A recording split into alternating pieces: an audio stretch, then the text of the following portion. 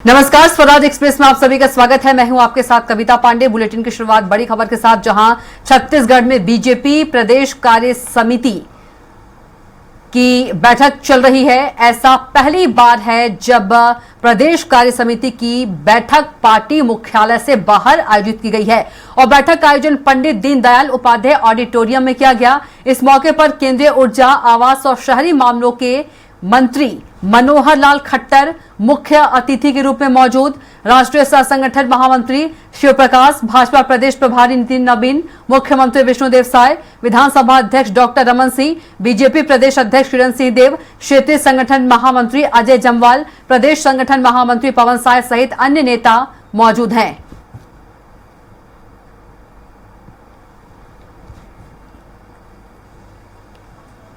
और चलिए ज्यादा जानकारी के साथ हमारे संवाददाता दिलीप साहू से जुड़ गए हैं। दिलीप, कार्य समिति की बैठक चल रही है, क्या कुछ इस पर ज्यादा अपडेट? हाँ जी कविता, बता दें कार्य समिति की बैठक करीब 11 बजे शुरू हुई और इस बैठक में मुख्य रूप से केंद्रीय मंत्री मनोहर लाल खट्टर सहित तमाम जो बड़े नेता है वो शामिल है।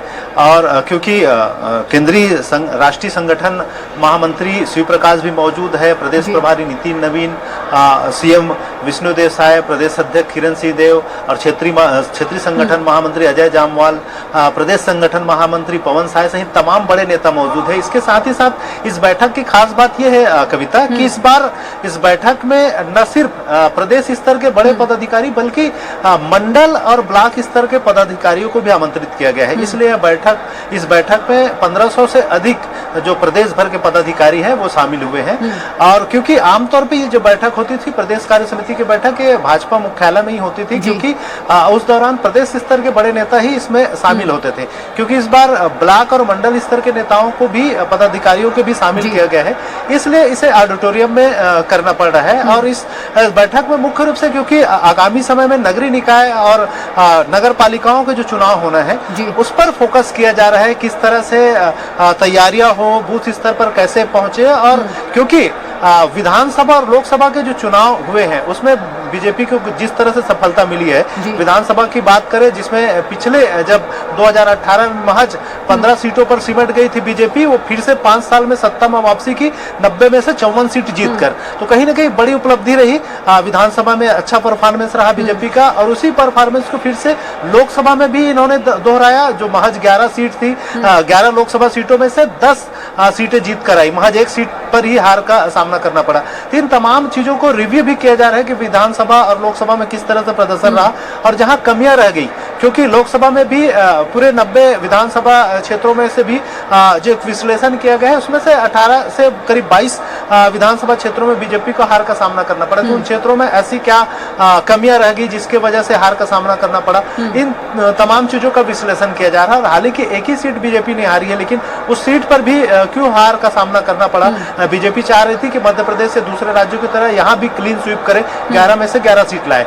इसको लेकर भी एक रिव्यू किया जा रहा है। इसकी एक रिपोर्ट तैयार की जाएगी जिसे दिल्ली में हाई कमान के सामने प्रस्तुत की जाएगी, सबमिट की जाएगी।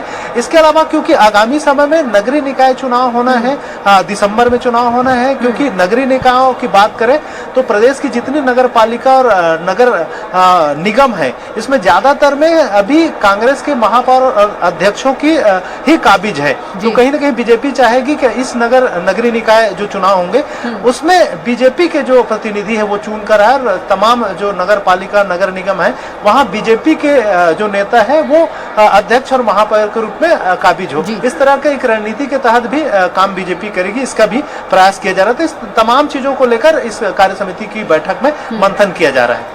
बिल्कुल दिलीप, कहा जा सकता है कि जो आने वाले चुनाव है उसको लेकर तैयारी भी की जा रही है, रणनीति जो है बनाई जा रही है। मनोहर लाल खट्टर जो है वो भी अतिथि के रूप में पहुंचे हैं। जी बिल्कुल कविता, क्योंकि तमाम जो बड़े नेता यहाँ मौजूद हैं तो उनका जो मार्गदर्शन मिल रहा है, ये कहीं ना कहीं सभी अपना मार्गदर्शन कार्यकर्ताओं को दे रहे हैं, प्रदेश के पदाधिकारियों को दे रहे हैं, निचले स्तर के जो पदाधिकारी, मंडल और ब्लॉक स्तर के पदाधिकारी भी शामिल हुए हैं। कहीं ना कहीं उनके लिए ऊर्जादायक है। और हालांकि जिस तरह से इनका प्रदर्शन रहा लोकसभा, विधानसभा, इसको लेकर भी तमाम बड़े नेताओं ने सीधे तौर पे कार्यकर्ताओं को इसके लिए खूब सराहना की और साथ ही साथ जिस तरह से कांग्रेस की स्थिति है उसको लेकर भी एक तरह से तंज कसा कि पूरे देश में महज 100 सीट लाने के बावजूद भी कांग्रेस अपनी उपलब्धि बता रही है, बल्कि बीजेपी के जो पिछले 2 बारों की तुलना में 3 बार की अगर कांग्रेस का विश्लेषण किया जाए तो बीजेपी को जितनी सीटें मिली है लोकसभा में उतने सीट कांग्रेस को 15 सालों में नहीं मिल पाई है। इस तरह की बातें भी कही जा रही है। साथ ही साथ कांग्रेस की ओर से भी आज जो बैठक चली उस पर भी तंज कसा है कि कांग्रेस में तो सिर फुटोवल की स्थिति है और वहां एक दूसरे के खिलाफ ही लोग साजिश करते रहते हैं, नेता साजिश करते रहते हैं। वो अपनी पार्टी को ही अगर ठीक कर ले, दुरुस्त कर ले, संगठन को बेहतर कर ले, तब वो सरकार के खिलाफ कुछ कह पाएगी। इस तरह की बातें यहाँ कही जा रही हैं और कुल मिलाकर